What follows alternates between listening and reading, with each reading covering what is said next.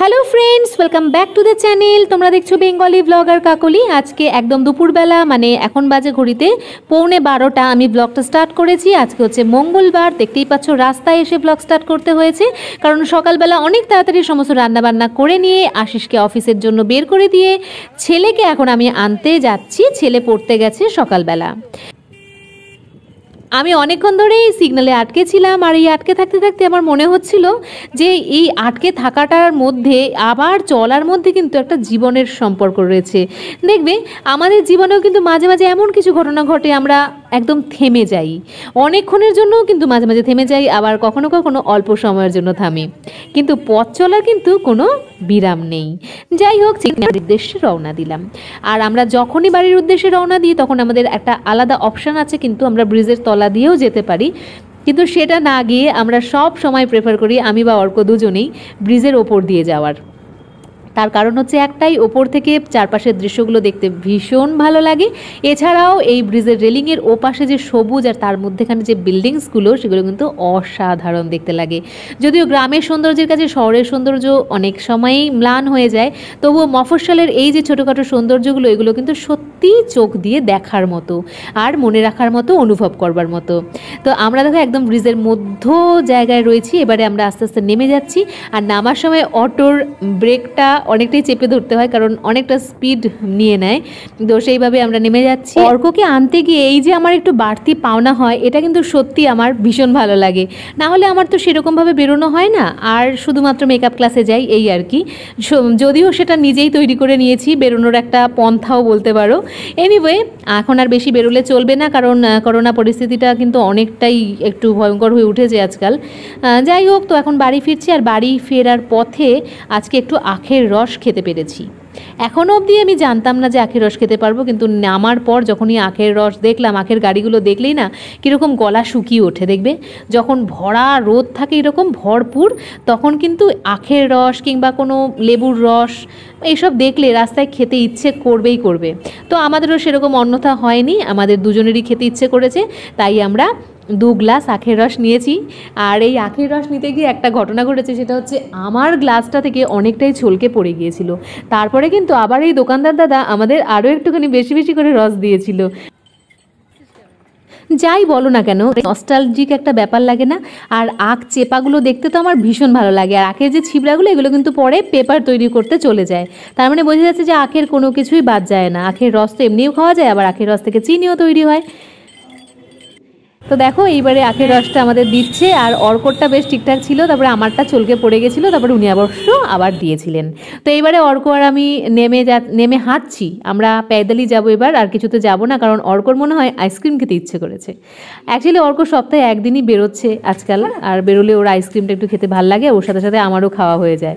আর খুব ইয়ার্কি মারছে, দেখো আমাকে কথা বলতে দিচ্ছে না, আমাকে স্টার্টই করতে দিচ্ছে না, ছাতা দিয়ে সমানে ঢেকে রাখছে। তো যাই হোক, একটু ইয়ার্কি মারছে আর কি। বাড়িতে এসে পুজো করলাম, তারপরে খাওয়া দাওয়া করলাম। Good morning, welcome back to the channel. নিশ্চয়ই তোমরা অনেক ভালো আছো। আর সকাল সকাল আমি দেখো ফ্রুট নিয়ে আমার ব্লগটা স্টার্ট করেছি। আর আমার মুখ ধুয়ে এসে মুখ মোছাও হয়নি, কারণ এই গরমে আমার একদম মুখ মুছতে ইচ্ছে করে না। ধোয়ার পর এইভাবে জলটা মুখের মধ্যেই শুকিয়ে ফেলি আমি। অলরেডি ওদিকে রান্নাঘরে ভাত বসিয়ে দিয়েছি, আর ডালও আমার হয়ে গেছে। তারপরে পরের রান্নাগুলো স্টার্ট করবো। ভাবলাম তার আগে একটুখানি পেট পুজো করে নি, কারণ পেটটা কিরম কাঁদছে।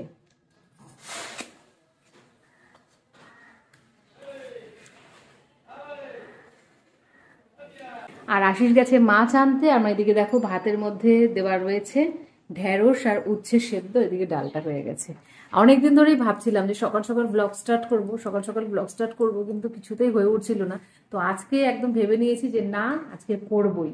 এদিকে দেখো ঢেঁড়স কয়েকটা রয়েছে, এইগুলোকে একটু ভাজবো। ও গেছে মাছ আনতে, মাছ এলে তারপরে বাকি কাজটা শুরু করব। আর এখন আমি আপেল খাওয়ার পর একটা কলা খাবো। আশিস তো কলা খায় না, কিন্তু এনে রেখেছে, আমাকেই খেতে হবে। আর তোমাদের একটা জিনিস দেখায়, সেটা হচ্ছে এই যে এতগুলো টমেটো আশিস এনে রেখেছে। ওকে ও বলছে পিউরি করতে, তো পিউরিটা করবো করে হচ্ছেই না। তো টমেটোগুলো নষ্ট হয়ে যেতে পারে, তাই আজকেই পিউরিটা করব। আর সেটা তোমাদের সাথে শেয়ারও করবো। আগে রান্না বান্নাটা কমপ্লিট করে নিই, ওই মাছের ঝোল, ভাজা, ডাল এরকম কিছু করে রান্না কমপ্লিট করব। তাহলে যাই রান্নাঘরে, তারপরে কিন্তু টমেটো পিউরি নিয়ে আজকে আসি। আশিস মাছ নিয়ে এসেছে আজকে, ভোলা মাছ, নুন হলুদ মাখানো হয়ে গেছে, তেল কড়াইতে দিয়ে দিয়েছি। এবার মাছটা আগে করে নেবো, তারপরে আবার প্ল্যান হলো যে একটা পাঁচ মিশালি তরকারি করতে হবে। তার জন্য আশিস নিয়ে এসছে এই বড় বড় ঝিঙে, পেঁপে, পটল।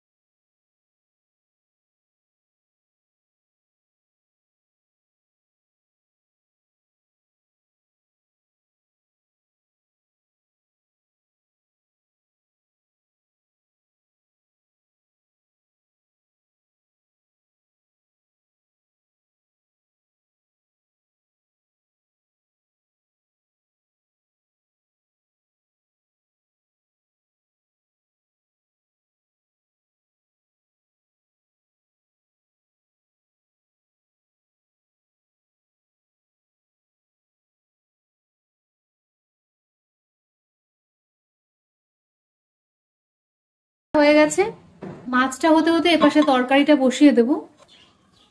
সব সবজিগুলো কেটে আমি এভাবে জলে ভিজিয়ে রেখে দিয়েছি, ডাটাও দিয়েছি। দেখো, একটু তেল দিলাম, 5 ফোড়ন, তেজপাতা, কাঁচা লঙ্কা,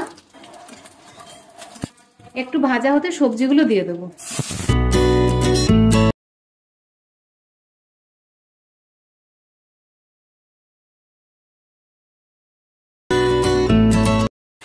এবারে দেবো হলুদ, নুন, একটুখানি জিরের গুঁড়ো দিয়ে সামান্য নেড়েচেড়ে আমি ঢেকে রেখে দেবো।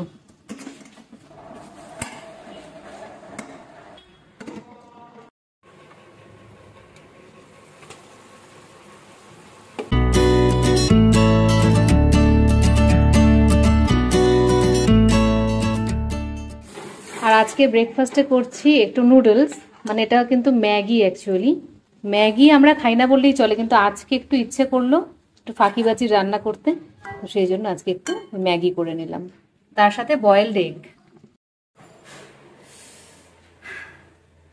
ঝড়টার একচোট বয়ে গেছে, আশিস বেরিয়ে গেছে। আশিসকে কিন্তু রুটি আর তরকারি দিয়েছি টিফিনে, আর ভাত খেয়ে গেল। আর আমি দেখো আজকে ম্যাগি নিয়ে বসেছি, ছেলেকেও দিলাম, আমিও নিলাম ম্যাগি। আমি আমার মনে পড়ে না আমি কোনোদিন খেয়েছি, হয়তো টেস্ট করেছি একবার দুবার, কিন্তু এইভাবে একদম ম্যাগি করে এই ফার্স্ট টাইম আমি খাচ্ছি। ম্যাগিটাকে না আমার কেন যেন মনে হয় বাচ্চাদের খাবার। আজকে একটু আলু দিয়ে চাউমিনের মতো করে করেছি, তো ভালোই লাগছে খেতে। আর ম্যাগির যে মশলাটা ওটা দিইনি, ওটা না দিয়েই করেছি। না, বেশ ভালো লাগছে। ঠিক আছে, খাবারটা খেয়ে নি, খুব গরম তাই ফ্যানটা চালিয়ে খেতে হবে। খেয়ে দিয়ে তারপরে আমি আজকে আবার রান্নাঘরে ঢুকবো। কেন ঢুকবো সেটা দেখতেই পাবে রান্নাঘরে ঢুকলে। Hello again, good evening. Actually দুপুরবেলা না আমার আর টমেটো পিউরিটা বানানো হয়নি। দুপুরবেলা একবারে লাঞ্চ ফাঞ্চ করে নিয়ে একবারে রেস্ট করতে শুরু করে দিয়েছিলাম। তো টমেটো পিউরিটা এখন বানাবো, এখন সন্ধে হয়ে গেছে, তবে আমাদের এখানে বক্তৃতা চলছে তাই বেশি কথা আমি বলতে পারবো না। আর এই ড্রেসটা পরার সময় আমি দেখলাম যে আমার ড্রেসটা অনেকটাই লুজ হয়ে গেছে, সো আমি কিন্তু অনেকটা ওয়েট লস করেছি। তো যারা যারা মনে করছো যে আমি ওয়েট লস করেছি তারা ঠিকই মনে করছো। তাহলে চলো একেবারে পিউরিটা বানাই। পিউরি বানানোর জন্য প্রথমে আমি টমেটোটাকে ভালো করে ধুয়ে রেখেছি, আর সেই টমেটোগুলোকে এখন কাটতে হবে। তাহলে চলো তাড়াতাড়ি কাজটা করে ফেলি। টমেটো পিউরির ক্ষেত্রে খুব একটা বেশি কাজ নেই, কিন্তু সময়টা অনেক বেশি লাগে, কুকিং টাইমটা একটু বেশি দিতে হয়। টমেটো পিউরি বানানোর আগে এইটুকু বলে দিই যে tomato puree, tomato ketchup, tomato sauce প্রত্যেকটা কিন্তু আলাদা আলাদা প্রসেসে তৈরি করা হয়। আজকে কিন্তু আমি পার্টিকুলার টমেটো পিউরি তৈরি করে দেখাবো। আর টমেটো পিউরিটা কিন্তু সারা বছর রেখে খাওয়া যায় না, এটা কিন্তু 3 মাসের বেশি খাওয়া যাবে না বাড়িতে বানানো টমেটো পিউরিটা। চলো আর কথা না বলে একেবারে কাজ করতে করতে বলি আর দেখাই, আমারও রান্নাটা হয়ে যাবে আর তোমাদেরও শেখাটা হয়ে যাবে। আর দেরি না করে রান্না করে যাই। তো আজকে বানাবো টমেটো পিউরি, তার জন্য রান্নাঘরে চলে এসেছি। আর বক্তৃতা হচ্ছে বলে আমি ডিরেক্ট কথা বলে ভিডিওটা তৈরি করতে পারিনি, পরে আমি ভয়েস দিচ্ছি। দেখো প্রথমে টমেটোগুলোকে আরেকবার আমি ভালো করে ধুয়ে নিলাম, তারপরে সবুজ অংশটা কেটে নিয়ে এইভাবে 4 ভাগ করে করে আমি সমস্তটা খোসা আর বীজ সহ নিয়ে নিচ্ছি। আসলে আমি এইটাকে খোসা আর বীজটা পরে কি করে ফেলবো তার প্রসেসটা দেখাবো, খোসা বীজ কিন্তু পরবর্তী সময় থাকবে না। তো প্রথমে দেখো আমি কেটে নিচ্ছি, ভালো করে কেটে আমি একেবারে কড়াইয়ের মধ্যেই নিয়ে নিলাম, কারণ কড়াইটাতেই আমি রান্নাটা করব। দেখো কাটাটা হয়ে গেছে, কাটার পর আমি কড়াইটা গ্যাসে বসিয়ে দিয়েছি, গ্যাসটা জেলে দিয়ে এইবার আমি একটুখানি নাড়াচাড়া করব। আর তার আগে আমি এর মধ্যে দিয়ে দেবো একটুখানি নুন, 1 চামচ নুন দেবো, 4 চামচের 1 চামচ, আর দেবো 3 4 চামচ চিনি। অল্প একটু পরিমাণে চিনি কিন্তু দিতে হবে। দিয়ে এবারে নাড়াচাড়া করে নিয়ে আমি ঢেকে রাখবো। ঢেকে রাখলে কিন্তু এর থেকে জল বেরিয়ে যাবে। একটু জল কিন্তু এখানে ব্যবহার করা যাবে না, যেহেতু নুন আর চিনি দেওয়া আছে, জল এমনিতেই বেরিয়ে আসবে। আমি ঢেকে রাখলাম। এইভাবে ঢেকে ঢেকে মিনিট 20 কিন্তু আমি এটা রান্না করেছি। মাঝে মাঝে ঢাকনা সরিয়ে আমি নেড়ে দিয়েছি এইভাবে, কারণ যদি তলায় ধরে যায় তার জন্য মাঝে মাঝে এইভাবে চেক করে আবার ঢেকে রাখতে হবে। তো দেখো আবার আমি ঢাকনাটা খুলে নিলাম। এবারে কিন্তু যতটা আমার গলানোর প্রয়োজন ততটা গলানো হয়ে গেছে। এইবারে আমি গ্যাসটা অফ করে দেব।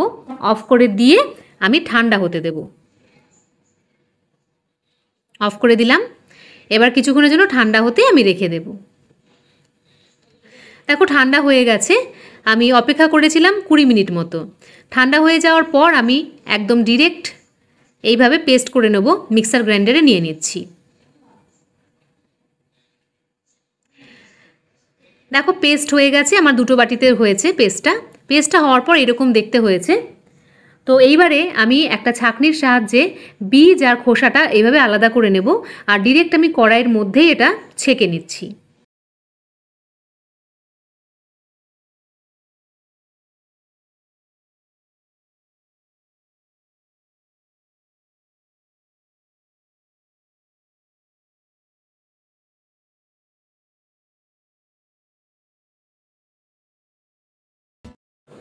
টমেটোর যে খোসা আর বীজটা বেঁচে রইলো সেটা কিন্তু আরেকটু জল দিয়ে পিউরি বানিয়ে অন্যান্য তরকারিতে আমরা ব্যবহার করতে পারি। এবারে আবার কিন্তু ঘন করে নেব যে পেস্টটা আমার তৈরি হয়েছিল। দেখো এরকম ঘন হয়ে গেছে। এবারে কিন্তু ঠিকঠাক পরিমাণ ঘনত্ব হয়েছে। এরপরে আমি এর মধ্যে দিচ্ছি সাইট্রিক অ্যাসিড, মানে আমি এখানে লেবুর রস ব্যবহার করছি। তোমরা চাইলে এখানে ভিনিগার 3 চামচ ব্যবহার করবে। আমি এখানে 2 কিলো 250 গ্রাম টমেটো ব্যবহার করেছি। এইবারে পিউরিটা কিন্তু পুরোপুরি রেডি হয়ে গেছে। এবারে শুধু ঠান্ডা করে নিতে হবে। দেখো ঠান্ডা হয়ে গেছে। ঠান্ডা হয়ে যাওয়ার পর আমি একটা কাচের জ্যামের শিশিতে এই পিউরিটা ভরে রেখে দেব। তাহলে আমি ফ্রিজে রেখে অনেক দিন খেতে পারবো। তো দেখো এইভাবে ভরে রেখে দিলাম। তোমরা চাইলে আরও কোনো বাটিতেও রেখে দিতে পারো, তবে বাটিতে যদি রাখো তাহলে 7 দিনের মধ্যে সেটাকে খেয়ে শেষ করে ফেলবে। আর একটা কথা আমি এখানে বলে দিতে চাইবো, তোমরা কিন্তু স্টিলের বাসনেই এটা রান্না করবে। তাহলে দেখলে স্টেপ বাই স্টেপ কিভাবে আমি এরকম টমেটো পিউরিটা বানালাম। এটা কিন্তু 3 মাস ফ্রিজে রেখে খাওয়া যেতে পারে। কেমন লাগলো তোমাদের এই টমেটো পিউরি বানানোর প্রসেসটা? খুব ইজি, কিন্তু আমরা অনেকগুলো টমেটো একসাথে এইভাবে সংরক্ষণ করে রেখে দিতে পারি। যে কোনো রান্নায় টমেটোর বদলে এটা ইউজ করতে পারি। আশা করি তোমাদের ভালো লাগলো। আর এখন আমাদের পাড়ার বক্তৃতাটা বন্ধ হয়েছে, তাই তোমাদের সাথে একটু ভালোভাবে কথা বলতে পারছি। তবে আমি কখনোই বক্তৃতার এগেইনস্টে নয়, সমস্ত দলের বক্তৃতাই আমি শুনতে পছন্দ করি। আর সবারই এটা শোনা উচিত মন দিয়ে, কারণ আমাদের নিজেদের ভোটের দায়িত্ব, মানে আমরা কাকে ভোটটা দেব সেটা তো এই বক্তৃতাগুলো শুনে অনেকাংশে আমরা বুঝতে পারি। আর এমনিতে চোখ কান খোলা রাখলে তো অবশ্যই বুঝতে পারি। তাহলে আজকে আর বেশি কথা না বলে এখানেই শেষ করছি, কারণ রাত অনেক হয়ে গেছে। আজকেই ভিডিওটা আপলোড করার ইচ্ছা রয়েছে আমার। আবার দেখা হচ্ছে তোমাদের সাথে নেক্সট ব্লগে। ততক্ষণের জন্য সবাইকে টাটা। সবাই খুব ভালো থেকো, ভালোবাসায় থেকো, হাসি মজায় থেকো, আনন্দে উৎসাহে থেকো। Bye bye, take care all of you.